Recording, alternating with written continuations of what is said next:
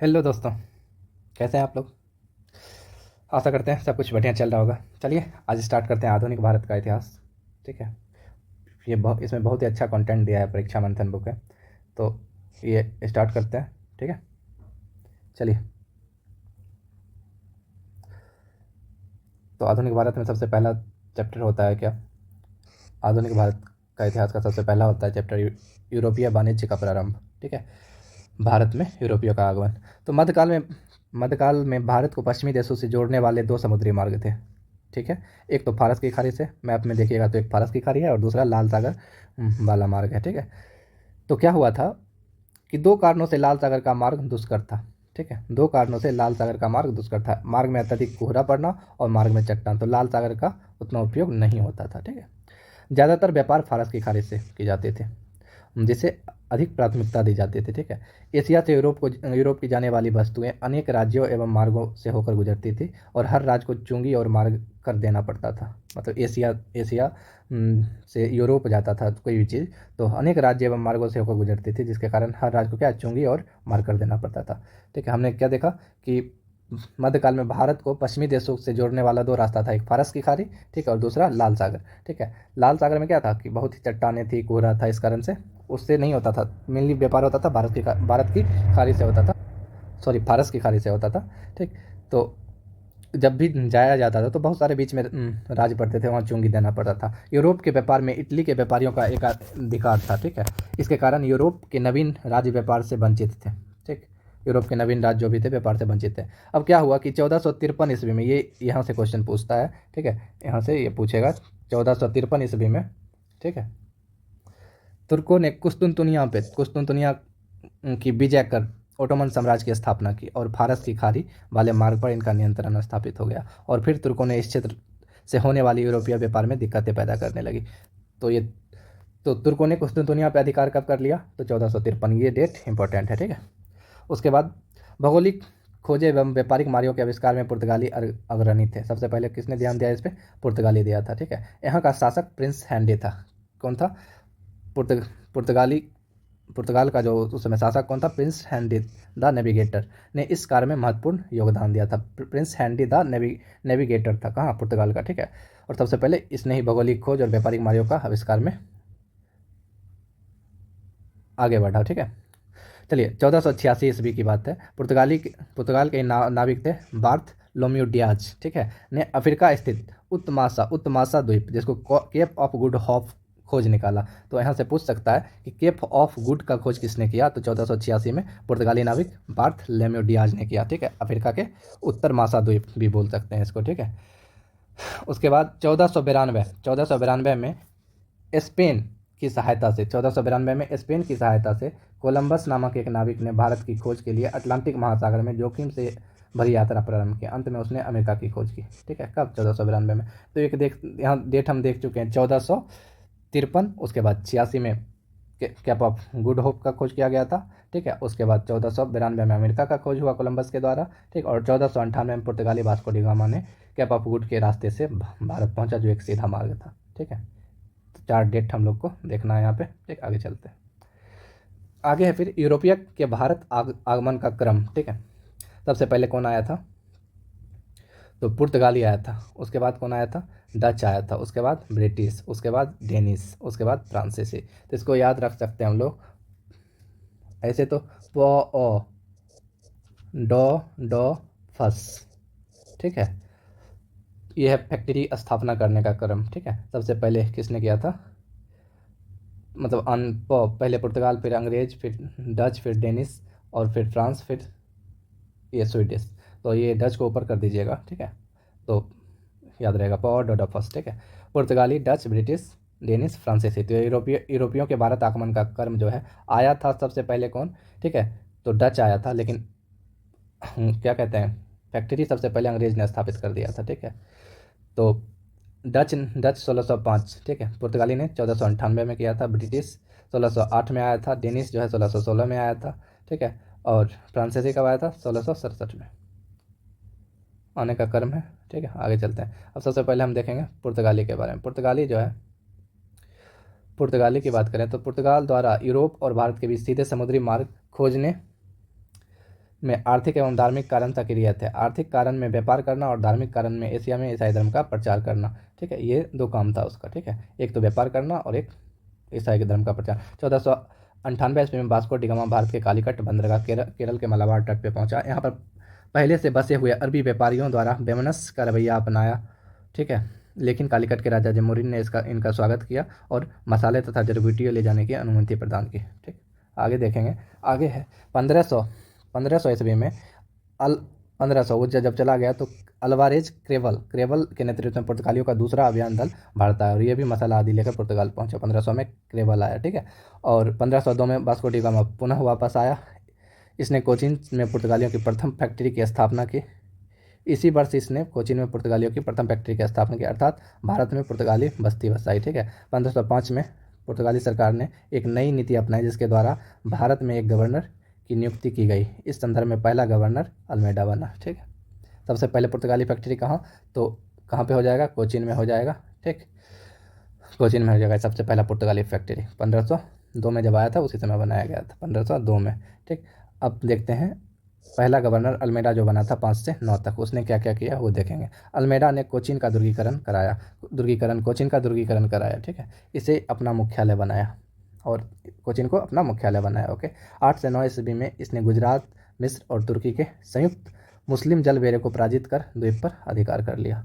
तो ये दो काम अल्मेडा के द्वारा किया गया। ठीक, वहीं अल्बुकर्क 9 से 15 के लिए फिर आया। उसके बाद अल्बुकर्क को पुर्तगाली सत्ता का वास्तविक संस्थापक कहा जाता है। इसने 1510 ईस्वी में बीजापुर में से गोवा को जीत लिया और किलेबंदी करवाई। एक शक्ति के केंद्र के रूप में विकास हुआ। ठीक है, बीजापुर में। ठीक है, गोवा को जीत लिया। फिर उसके बाद वास्को डी गामा 1524 से 29, ठीक है, गवर्नर के रूप में रहा। ठीक, और 29 में गोवा में इसकी मृत्यु हो जाती है। 29 में ही मर जाता है ये। गोवा में ही वास्को डी गामा का कब्र बनाया गया है। सेंट जेवियर ईसाई संत की कब्र भी गोवा में ही है। सेंट जेवियर ईसाई संत का कब्र भी गोवा में है। 29 में फिर निन्नो दी कुन्हा बनता है 29 से 38 तक। यह अल्बुकर्क का वास्तविक उत्तराधिकारी था। ठीक है, अल्बुकर्क का वास्तविक उत्तराधिकारी अगर पूछे कौन था तो निन्नो दी कुन्हा। ठीक है, इसने 1530 ईस्वी कोचीन की जगह गोवा को अपनी राजधानी बनाई। ये पॉइंट इंपॉर्टेंट है। ठीक है, गोवा को राजधानी बना दी कोचीन से निन्नो दी कुन्हा। अब आगे हम चलेंगे। कुन्हा ने मद्रास के निकट सैंथोम तथा बंगाल में हुगली में पुर्तगाली बस्तियों की स्थापना करके भारत के पूर्वी तट की ओर पुर्तगाली वाणिज्य का विकास किया। मतलब क्या? कुन्हा ने मद्रास के निकट सैंथोम तथा बंगाल में हुगली में पुर्तगाली बस्तियों की स्थापना करते हुए भारत में पूर्वी तट की ओर पुर्तगाली वाणिज्य का विकास किया। पहले तो कोचीन में था ना, कोचीन केरल में था। फिर इन्होंने क्या किया? मद्रास के निकट सैंथोम में तथा बंगाल में हुगली में। ठीक है, कुन्हा दी नुन्ना ने किया था। कुन्हा दी नुन्ना नहीं, निन्नो दा कुन्हा। ठीक है, ओके। अब पुर्तगाली का हो गया। ठीक है, यहाँ तक ही पढ़ना था। पुर्तगालियों का देन क्या था? तो प्रेस था। इसी का देन है। तंबाकू की खेती 1508 में दक्षिण भारत में पुर्तगालियों ने शुरू की थी। फिर उत्तर भारत में किसके काल में आई थी? तो शाहजहाँ के काल में। ये भी आपका इंपॉर्टेंट बन जाता है। किसके काल में आई थी? शाहजहाँ के काल में आई थी। ये इंपॉर्टेंट है, ध्यान दीजिएगा। उत्तर भारत में किसके काल में आई थी? तो शाहजहाँ के काल में आई थी। भारत में पपीता, अनानास, लीची, संतरा, आलू, शकरकंद, मूंगफली, काजू, बादाम की खेती ये सब इसी के काल में हुआ था। अब देख लीजिए, जो पढ़े हैं वही सब दिया हुआ है। मिस्र और तुर्की एवं गुजरात की संयुक्त मुस्लिम जलबेरे को पराजित किसने किया था? तो अल्मेडा ने किया था। ठीक है, 1505 से 9 ईस्वी तक था ये। कोचीन का ध्रुवीकरण किसने किया था? तो इसने किया था। किन्नौर में पुर्तगालियों की फैक्ट्री की स्थापना की थी, तो इसने किया था किन्नानौर में। ठीक है, अल्बुकर्क 1510 में गोवा को जीता था। ठीक है, और पुर्तगाली आधिपत्य की स्थापना की थी। भारत में पुर्तगाली सत्ता का वास्तविक संस्थापक, ठीक है, यही था। निन्नो दी कुन्हा कोचीन के स्थान पर गोवा को राजधानी ले गया। यहाँ से पूछता है 29 से 38 था। पूर्वी तट पर और पुर्तगाली का वाणिज्य का विस्तार किया। ठीक है, हुगली में एवं सैंथोम में पुर्तगाली फैक्ट्री की स्थापना की थी, यही की थी। पुर्तगाली के बाद हम लोग पढ़ेंगे डच। ठीक है, डच को हम लोग आज नीदरलैंड के नाम से जानते हैं। हॉलैंड या नीदरलैंड बोल सकते हैं। सर्वप्रथम 1595 में हॉटमैन आया था। कौन आया था? हॉटमैन के नेतृत्व में डचों का पहला अभियान दल सुमात्रा पहुंचा था। ये इंडिया नहीं आया था, सुमात्रा इंडोनेशिया आया था। पहले कहाँ आया था? डच इंडोनेशिया आया था। 1602 ईस्वी में विभिन्न डच कंपनियों को मिला करके हॉलैंड की सरकार ने United East India Company of Netherland के नाम से एक व्यापारिक संस्थान की स्थापना की। 2 में किया था। और सर्वप्रथम 1605 ईस्वी में डच के नौसेना नायक वादेर हेग, ठीक है, के नेतृत्व में डचों का पहला अभियान दल भारत भेजा और पूर्वी तट स्थित मुस्लिमपट्टनम में, ठीक है, मुस्लिमपट्टनम में इन्होंने अपनी पहली फैक्ट्री स्थापित की। 1605 में किया था। तो अर्थात यहाँ जो दिया हुआ है डच ने, तो ये फैक्ट्री दिया हुआ है, ठीक है, ध्यान दीजिएगा। फैक्ट्री की स्थापना 1605 में किया था। ब्रिटिश ने 1608 में किया था, ठीक है, ब्रिटिश ने 1608 में किया था, ठीक। और ब्रिटिश ने 1616 में, फ्रांसीसी 1668 रहता है, यहाँ 67 दिया हुआ है, ठीक है। चलिए, ये हो गया। तो इन सबसे पहला कहाँ पे स्थापना किया था डच ने? मुस्लिमपट्टनम में किया था, मुस्लिमपट्टनम में किया था, ओके, ठीक है। उसके बाद 1610 ईस्वी में इन्होंने पूर्वी तट पर स्थित पुलिकट को अपनी फैक्ट्री बनाई, इसे अपना मुख्यालय भी बनाया। यहाँ से पुलिकट पूछ सकता है स्वर्ण पेगोडा, सोने की मुद्रा कहाँ से डालते थे, ठीक है, स्वर्ण पेगोडा, स्वर्ण की मुद्रा डालते थे कहाँ से, ठीक है, तो पुलिकट से डालते थे। कहाँ डालते थे? पुलिकट से डालते थे। 1653 ईस्वी में डचों ने बंगाल के चिंसुरा में अपनी फैक्ट्री स्थापित की थी, ठीक है। और बंगाल में यह डचों का सबसे बड़ा केंद्र था, बंगाल में यह डचों का सबसे बड़ा केंद्र था। तो इन्होंने कैसे कहाँ कहाँ स्टार्ट किया था? सबसे पहले 1605 ईस्वी में मुस्लिमपट्टनम आंध्र प्रदेश में, 6 में वेतौली आंध्र प्रदेश में, 10 में पुलिकट 16 में सूरत गुजरात, 27 में पिपली पश्चिम बंगाल, 53 में चिंसुरा, 1653 में, 1658 में कासिम बाजार, बालासोर और नेकपत्तनम। ये सब इनका हो गया फैक्ट्री कहाँ कहाँ था, ठीक है। तो ये थोड़ा देख लीजिएगा।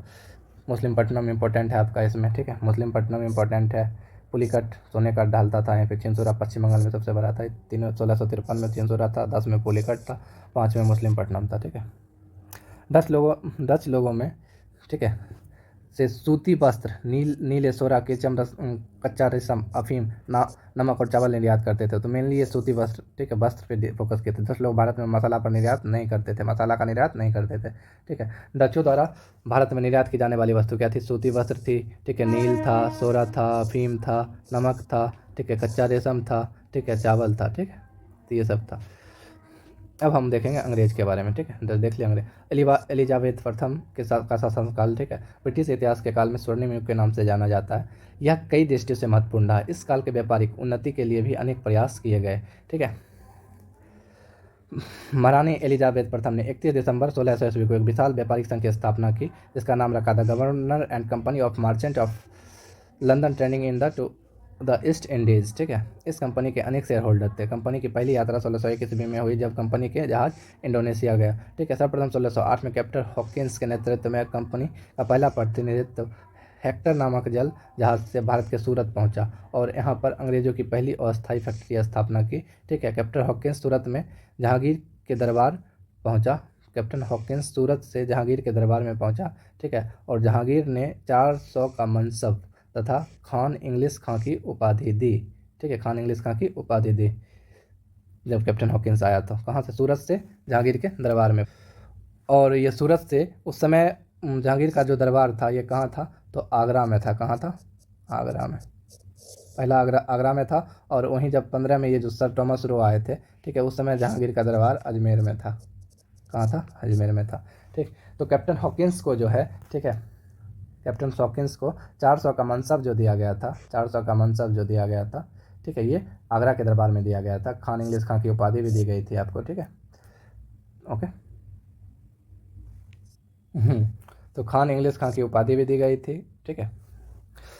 अब 1611 में अंग्रेजों ने पूर्वी तट पर स्थित मुस्लिमपट्टनम में, सूरत में असफल हो गया तो मुस्लिमपट्टनम ने इन्होंने अपनी दूसरी फैक्ट्री की स्थापना की जो सफल रहा था। 1613 ईस्वी में सूरत की फैक्ट्री को स्थायित्व प्राप्त हुआ था, ठीक है, सफलता मिली थी 1613 में, ठीक है। 1615 ईस्वी में ब्रिटिश सम्राट जेम्स प्रथम के राजदूत के रूप में सर थॉमस रो जहांगीर के दरबार में आए। यह 3 वर्षों तक 18 तक, ठीक है, जहांगीर के दरबार में रहा था, 1618 तक रहा था। इसने व्यापार से संबंधित तथा व्यापारों के करों के छूट से संबंधित 2 लाइसेंस कंपनी के लिए प्राप्त किए थे। 1632 ईस्वी में अंग्रेजों ने गोलकुंडा के सुल्तान अब्दुल्ला कुतुब शाह से 500 पाउंड में वार्षिक कर देने के बदले गोलकुंडा के सभी बंदरगाह में व्यापार करने का अधिकार प्राप्त कर लिया। लाभकारी फरमान होने के कारण इसे सुनहरा फरमान के नाम से जाना जाता है। 1632 का गोलकुंडा, ठीक है, सुल्तान अब्दुल्ला कुतुब शाह था। कौन था उस समय?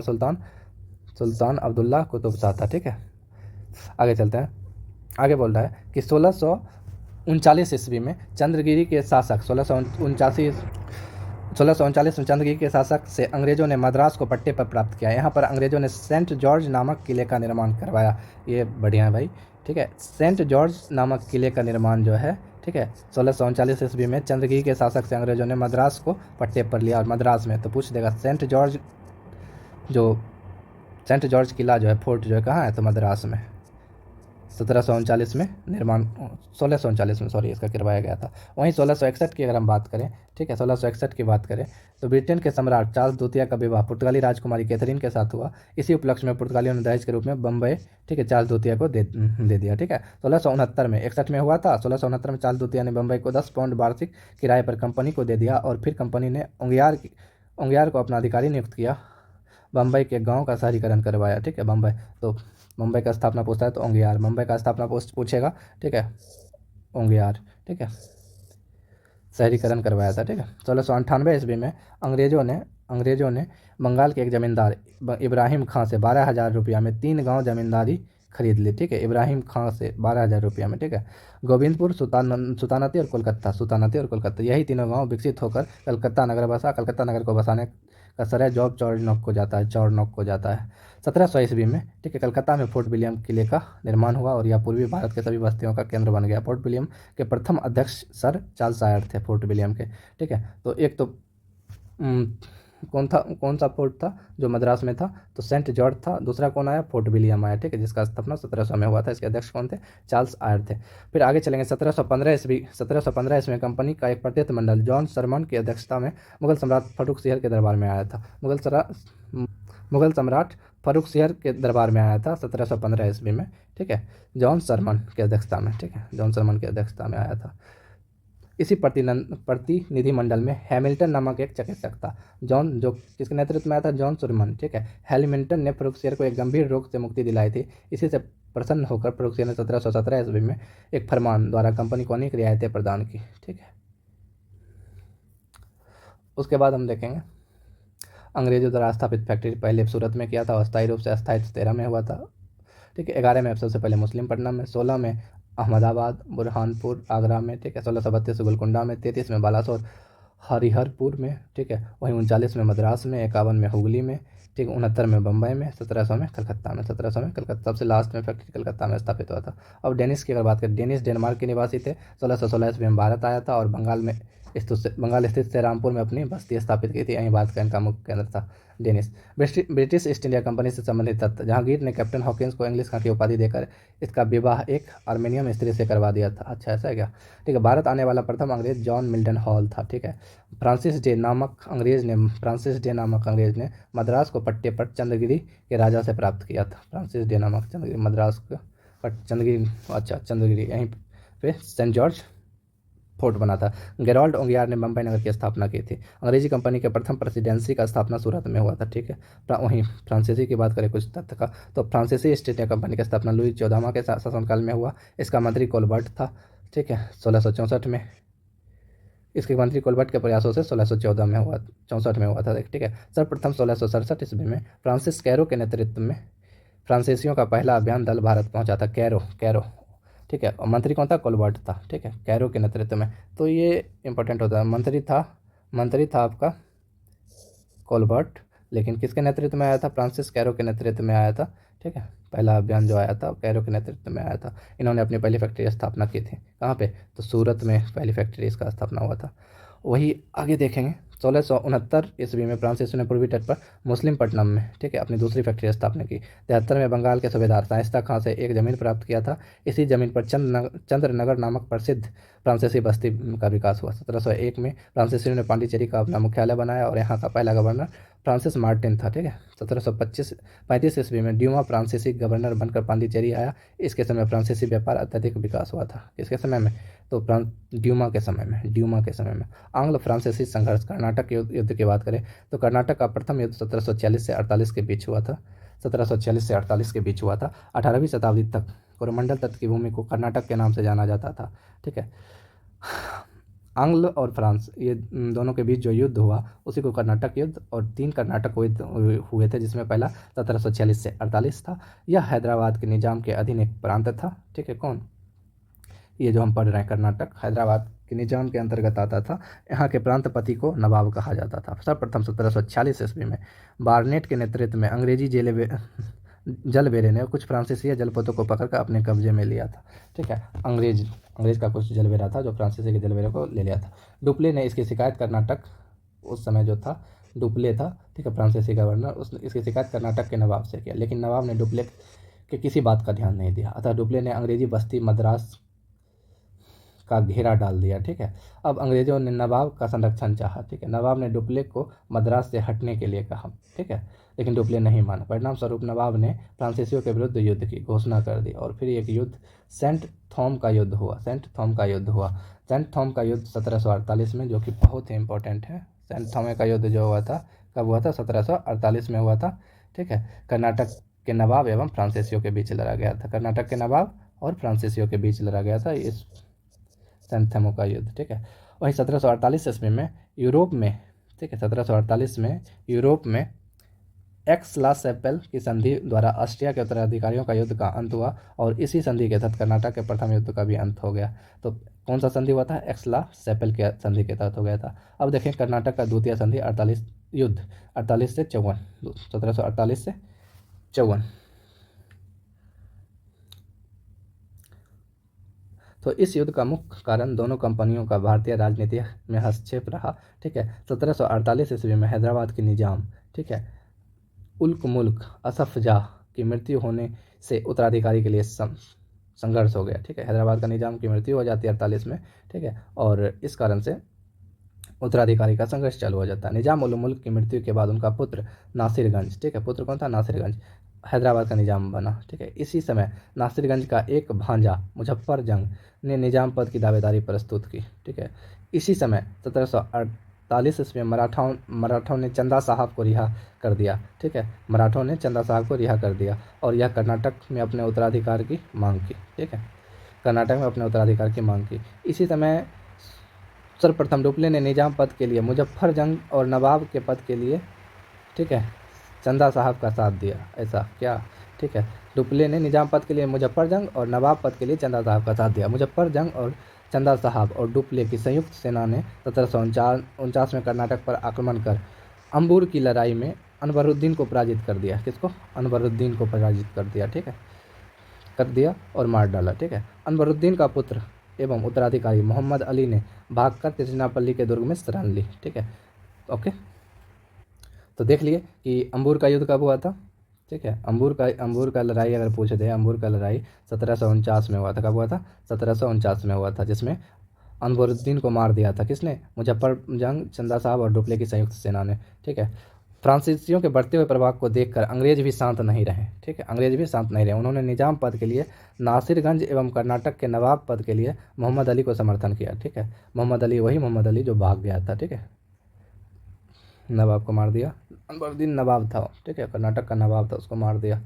ठीक है, अब क्या हुआ कि 1750 ईस्वी में नासिर जंग अंग्रेज के सहयोग से कर्नाटक पर आक्रमण किया और त्रिगुट मित्र शक्तियों को पराजित कर दिया। लेकिन इसी समय नासिरगंज की सेना ने विद्रोह कर दिया और इसी विद्रोह में नासिर जंग की हत्या कर दी गई। इसका लाभ उठाकर फ्रांसीसी डुप्ले ने मुजफ्फर जंग को हैदराबाद का निजाम घोषित कर दिया। ठीक है, मुजफ्फर जंग, ठीक है, और कौन था? चंदा बीबी और डुप्ले एक साइड था। ठीक है, चंदा बीबी को नवाब, मुजफ्फर जंग को नवाब निजाम घोषित कर दिया। ठीक है, अब 1752 ईस्वी में क्लाइव के नेतृत्व में अर्काट पर आक्रमण किया और चंदा साहब के पुत्र राजा साहब के नेतृत्व वाली सेना को पराजित कर अर्काट पर अधिकार कर लिया। ये नवाब था। ठीक है, कर लिया। अब यह खबर सुनकर चंदा साहब तिरुचिरापल्ली भाग गया, लेकिन तंजौर के राजा ने उसकी हत्या कर दी। ठीक है, ओके। 1754 ईस्वी में फ्रांसीसी सरकार ने डुप्ले को वापस बुला लिया और उसके स्थान पर गोदेह को गवर्नर बना के भेजा। ठीक है, इतना उथल पुथल हो रहा था इसलिए ऐसा हुआ। ठीक, गोदेह को आते ही इस समाप्ति की घोषणा कर दी और अंततः 1755 में पांडिचेरी की संधि हुई। तो ये पूछेगा दूसरा जो हुआ पांडिचेरी की संधि क्यों हुआ। ठीक है, किसके किसके टाइम पे हुआ? तो गोदेह के टाइम पे हुआ था, 1755 में हुआ था। ठीक है, यह युद्ध समाप्त हो गया। युद्ध क्या हो गया? समाप्त हो गया। तो 1749 से 50 रहता है। ठीक है, 1749 से 50 रहता है। दूसरा युद्ध का काल का 55 रहता है, सॉरी, 1749 से 55 रहता है। 55 में हुआ था, 1749 से 55। ठीक है, यहाँ 48 से 54 दिया हुआ है, चलेगा। तो 1749 से 54 रहता है। ठीक है, यहाँ पे 48 से 54 दिया हुआ, 5 साल के लिए हुआ था। 48 में तो वो संधि हुआ था। ठीक, तो 49 से 54 रहता है। 55 में पांडिचेरी की संधि हो गई। ठीक है, पांडिचेरी की संधि के बाद दोनों कंपनियों ने भारतीय नरेशों के झगड़े में हस्तक्षेप न करने का वादा किया। ओके, वादा कर दिया। अब कर्नाटक का तीसरा युद्ध क्यों हुआ वो देखेंगे। 1756 ईस्वी में यूरोप में ऑस्ट्रिया एवं पर्सा के बीच सप्तवर्षीय युद्ध का प्रारंभ हुआ 56 में, ठीक है। इस युद्ध में एक बार फिर अंग्रेजी फ्रांसीसी के बीच युद्ध हुआ। 1756 में इस दोनों कंपनियों एक दूसरे की बस्तियों पर आक्रमण प्रारंभ कर दिया, लेकिन वास्तविक युद्ध की शुरुआत तब हुई जब 1758 में फ्रांसीसी सरकार ने काउंट डी लाली को कमांडर इन चीफ बनाकर भारत भेजा, ठीक है। काउंट डी लाली को 58 में भेजा था फ्रांसीसी सरकार ने, ठीक है। इसके आने से युद्ध की को गति मिली। इस युद्ध में सबसे महत्वपूर्ण 1760 का बांडीवास का युद्ध था, जो आयरकुट के नेतृत्व वाली अंग्रेजी सेना ने लड़ रहा था, ठीक है, और काउंट डी लाली के नेतृत्व फ्रांसीसी सेना थी, ठीक है। इस युद्ध में अंग्रेज विजय रहे। इसके बाद पांडिचेरी सहित लगभग सभी फ्रांसीसी बस्तियों का अंत हो गया। 1763 में पेरिस की संधि हुई, सप्तवर्षीय युद्ध समाप्त हुआ। इसी संधि द्वारा कर्नाटक का तृतीय युद्ध भी समाप्त हो गया। तो पेरिस 3 संधि हुआ था, पहला एले सापला का संधि, ठीक है, और दूसरा पांडिचेरी का संधि, तीसरा पेरिस की संधि, ठीक है, तीसरा पेरिस की संधि 1763 में हुआ था, 56 से 63, ठीक। अब वही समराइज करके दिया हुआ है कर्नाटक का युद्ध, ठीक है। प्रथम कर्नाटक का युद्ध जो 1746 से 48 हुआ था। दूसरा कर्नाटक का युद्ध 48 से 49 से 54 हुआ था, 48 दिया हुआ है। तीसरा कर्नाटक का युद्ध 56 से 63 हुआ था। पहला जो हुआ था कारण था ऑस्ट्रेलियाई उत्तराधिकार का प्रश्न, अंग्रेज एवं फ्रांसीसियों में अमेरिका में युद्ध, ठीक है। 1748 में एक्स लास चैपेल की संधि द्वारा खत्म हुआ था। अंग्रेज एवं कर्नाटक के नवाब का पराजय हुआ था, ठीक है। दूसरा में दोनों कंपनियों द्वारा भारत के राजनीतिक में हस्तक्षेप के कारण हुआ था। 55 में पांडिचेरी की संधि हुई थी, अंग्रेजों की अच्छी स्थिति थी इसमें। तीसरा में यूरोप का सप्तवर्षीय युद्ध कारण था। 63 में पेरिस की संधि हुई, अंग्रेज विजय हो गए, ठीक है। बॉन्डिवास के युद्ध से फ्रांसीसी खत्म 1760 में। ये क्वेश्चन ये बहुत इंपॉर्टेंट है, ठीक है। पहला सेंट थॉमे के युद्ध, मतलब जो हुआ था 1748 में, ये जो सेंट थॉमे का युद्ध हुआ था, ठीक है, ये आपका 1748 में हुआ था। कर्नाटक के नवाब फ्रांसीसी के बीच हुआ था, जिसमें फ्रांसीसी विजय हुए थे। कर्नाटक के नवाब और फ्रांसीसी के बीच में हुआ था। और अंबूर का युद्ध 1749 में हुआ था। डुप्ले मुजफ्फर जंग चंदा साहब के त्रिकुट एवं कर्नाटक के नवाब के बीच में हुआ था। त्रिकुट विजय हुआ था, ठीक है। और अनवरुद्दीन के मध्य हुआ था, ठीक है, ये दोनों साथ में थे। तीसरा अर्काट का युद्ध 1752 में हुआ था। क्लाइव के नेतृत्व वाली अंग्रेज सेना ने चंदा साहब के पुत्र राजा साहब के बीच, ठीक है, अंग्रेज विजय हुए थे। अर्काट का युद्ध, ठीक है। और बांडीवास के 1760 में अंग्रेज एवं फ्रांसीसी के बीच हुआ था, अंग्रेज विजय हुए थे, ठीक। कुछ महत्वपूर्ण तथ्य में देखेंगे हम, ठीक है। सर्वप्रथम ब्रिटिश शासन में 1593 में लिवेंट कंपनी को स्थल मार्ग से भारत में व्यापार करने का पहला अधिकार प्रदान किया गया था। 1593 में लिवेंट कंपनी को स्थल मार्ग से भारत में, लिवेंट कंपनी, अच्छा बात है। 31 दिसंबर को 1600 ईस्वी में महारानी एलिजाबेथ प्रथम के अनुमोदन से the governor and company of merchant of London trading in to the East Indies नाम से एक व्यापारिक संस्था को सर्वप्रथम समुद्री मार्ग से व्यापार करने का अधिकार पत्र प्रदान हुआ था। उससे भी पहले से किसको मिला था स्थल मार्ग से? 1593 में लिवेंट कंपनी को मिला था। अच्छा क्वेश्चन है, ठीक है। डचों ने पुर्तगालियों को पराजित कर उनसे कोच्चि प्राप्त किया था। 1663 ईस्वी में डचों ने फोर्ट विलियम का निर्माण कराया था। 1814 ईस्वी में कोच्चि के ब्रिटिश उपनिवेश में शामिल किया गया था। अंग्रेज शासनकाल में बिहार अफीम उत्पादन हेतु प्रसिद्ध था, ठीक है। भारत में अफीम की तस्करी की जाती थी। अगला टॉपिक है आपका बंगाल में अंग्रेजी संप्रभुता, जो बाद में देखेंगे। चलिए यहीं समाप्त होता है।